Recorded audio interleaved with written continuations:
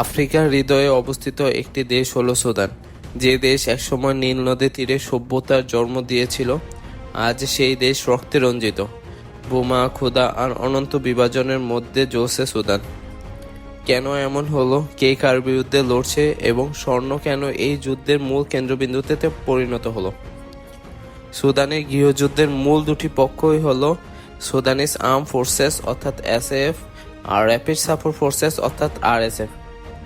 এই এসএএফ হলো দেশের মূল সেনাবাহিনী, যার নেতৃত্বে general Abdel Fattah al Burhan, আর আরএসএফ আধা সামরিক বাহিনী, যার নেতৃত্বে রয়েছে মোহাম্মদ হামদান দাগালো, যাকে সবাই চেনে হেমেতি নামে। এই আরএসএফ আগে জানজাউদ মিলিশিয়া নামে দারফুরে যুদ্ধ করত, কিন্তু পরবর্তীতে তারা স্বতন্ত্র শক্তি হয়ে ওঠে, বিশেষ করে স্বর্ণের ব্যবসার মাধ্যমে। দুজনই আগে একসাথে ছিল, কিন্তু ক্ষমতা আর সম্পদের লড়াই তাদের এক ভয়ঙ্কর যুদ্ধে ঠেলে দিয়েছে। বলা হয় এই যুদ্ধ কেবল রাজনীতির জন্য নয়, এটা আসলে এক অর্থনৈতিক যুদ্ধ।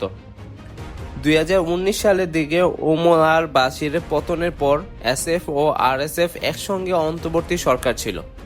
2023-এর শুরুর দিকে পরিকল্পনা ছিল যে আরএসএফকে সরকারি সেনাবাহিনীর সঙ্গে একীভূত করা, কিন্তু আরএসএফ তা মানেনি, কারণ এতে তাদের শক্তি ও অর্থনৈতিক নিয়ন্ত্রণ হারানোর ভয় ছিল। এগুলো নিয়ে 2023 সালের এপ্রিল মাসে পূর্ণাঙ্গ গৃহযুদ্ধ শুরু হয়। সুদানের পশ্চিমাঞ্চল দারফুর কর্দোফান আরএসএফ এর দখলে নিয়ে যায়, উত্তর পূর্ব উপকূলীয় অংশ এসএফ এর নিয়ন্ত্রণে থাকে। সুদান আফ্রিকার অন্যতম সোনার ভান্ডার, বিশেষ করে Darfur, Kordofan, river Nile and Red Sea. এই রাজ্যগুলোর মধ্যে ছড়িয়ে আছে শত শত খনি। সবচেয়ে বড় খনি জাবেল আমির। এখানে আরএসএফ নেতা হেমেতির পরিবারের কোম্পানি আল জুনাইদ বছরের পর বছর সোনা খনন করছে। এই স্বর্ণ রপ্তানি হয় গোপনে দুবাইয়ে। রিপোর্ট বলছে প্রতি বছর প্রায় 60 থেকে 70 টন স্বর্ণ পাচার হয়। রাষ্ট্রের আয় নয়, বরং আরএসএফ এর হাতে যায় কোটি কোটি ডলার, যা দিয়ে তারা অস্ত্র কিনে, সেনা বাড়া করে আর যুদ্ধ চালিয়ে যাচ্ছে। হাসপাতালগুলোর উপর হামলা চালায়, মানবতার মৃত্যু ঘটাচ্ছে।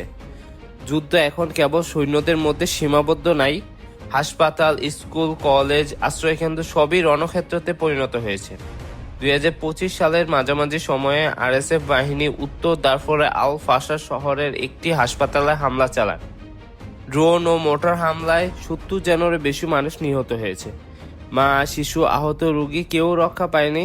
জাতিসংঘ ও বিশ্ব স্বাস্থ্য সংস্থা একে যুদ্ধাপরাধের আশঙ্কা বলে নিন্দা জানিয়েছে। এই যুদ্ধের আগুন শুধু সুদানের ভিতরে জ্বলছে না, আরব বিশ্বে এর প্রতিধ্বনি শোনা যাচ্ছে। রিপোর্ট বলছে সংযুক্ত আরব আমিরাত এর কিছু ব্যবসায়ী গোষ্ঠী আরএসএফ এর স্বর্ণ কিনে দুবাইয়ের বাজারে বিক্রি করছে। অন্যদিকে মিশর ও সৌদি আরব এসএফ এর পাশে দাঁড়িয়েছে, কারণ তারা স্থিতিশীল সরকার চায়। ফলে এই যুদ্ধের এক অর্থে প্রক্সি সংঘর্ষের রূপ নিয়েছে, যেখানে প্রতিটি শক্তি নিজেদের প্রভাব বিস্তারে লিপ্ত। এই যুদ্ধের পেছনে মূল কারণগুলোর মধ্যে রয়েছে সোনার দখল ও অর্থনৈতিক স্বার্থ। সুদান হচ্ছে আফ্রিকার অন্যতম বড় সোনা উৎপাদনকারী দেশ।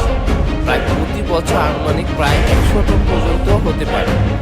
এই স্বর্ণের বড় অংশ সরকারি নিয়ন্ত্রণের বাইরে, অর্থাৎ আরএসএফ ও তাদের মিত্র ব্যবসায়ী চোরাচালান করে বিদেশে পাঠিয়ে দিচ্ছে। তদন্তে দেখা গেছে যে আরএসএফ এর ঘনিষ্ঠ কোম্পানি আল জুনাইদ, যা হেমেতি পরিমাণে মালিকানাধীন, প্রচুর সোনা সংযুক্ত আরব আমিরাতে দুবাইয়ের বাজারে পাঠায়। এতে এসএফ এর ক্ষোভ তৈরি হয়, কারণ রাষ্ট্রীয় আয়ে এই সোনার টাকা আসে না, বরং আরএসএফ এর হাতে বিপুল পরিমাণ অর্থশক্তি চলে যাচ্ছে। আল জাজিরার এক রিপোর্টে বলা হচ্ছে যে 2022 সালে আরএসএফ এর নিয়ন্ত্রণে থাকা স্বর্ণের খনিগুলো থেকে 17 কোটি ডলারের সোনা দুবাই হয়ে রপ্তানি হচ্ছে।